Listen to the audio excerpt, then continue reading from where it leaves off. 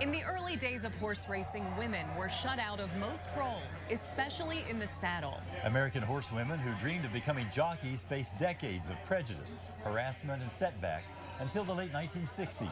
As Allie Root reports, today's female jockeys are honoring that fight and forging a path of their own. Strength, focus, determination, and resilience. These are just some of the qualities it takes for a chance to run for the roses. But Farron Peterson says it starts with a special spark between a horse and its rider, a connection she says she's lucky enough to feel as a professional jockey and part-time veterinarian. It's always been plan A, and to work with horses and my passion. That's always what's driving me, is my passion, and the fact that I can excel in both careers. Why not combine them? As a former Division I pole vaulter who holds 11 records, Peterson says she's used to defying gravity, but that the road to the Kentucky Derby as a female jockey is far from a joyride. It's not the sport where if you work the hardest and if you're the most athletic, you win the competition. It's if you get the opportunity to be on the horse, that'll take you there.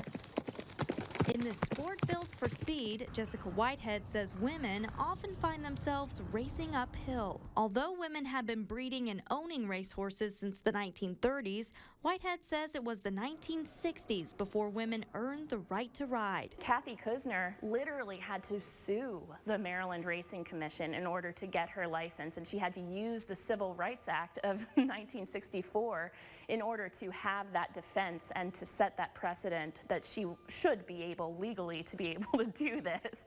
And they're off.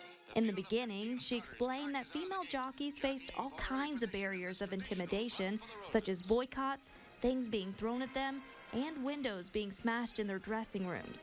Things that, of course, many male horsemen were hoping would sort of scare them off from being involved in the sport, but they were tenacious, they knew what they wanted to do, and they knew that they had a place in the thoroughbred racing industry.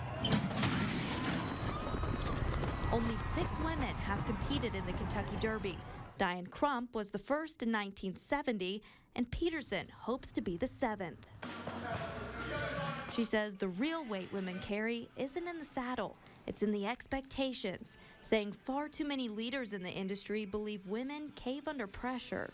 I wish more people knew, that more owners understood that I was a record-setting and breaking Division I pole vaulter, and as an emergency medicine veterinarian, again, it's just in my being to thrive to pressure and to set my bar high. I think we've come so far. Peterson says she's even more motivated after speaking with mentors on her new Boundless podcast, such as former Kentucky Derby jockey Patty Cooksey. And they are very intelligent and very intentional about anything they do in a race and how they get a horse to cooperate with them, getting a horse to relax early in the race to save its energy. Peterson is currently recovering from an injury, but says she's counting down the days until she's back on the saddle. Her goal may seem like a long shot, but she wants to one day win the Kentucky Derby. Why not try to achieve something extraordinary and see how far it can take you? And you can knock on a lot of doors, and you only need one to open. I'm going to know that I've given everything to get myself in that starting gate and give myself the best chance to win. She says to her, it's not just about running for the roses. It's also about beating the odds that were never in her favor. In Versailles, Allie Root, Fox 56 News.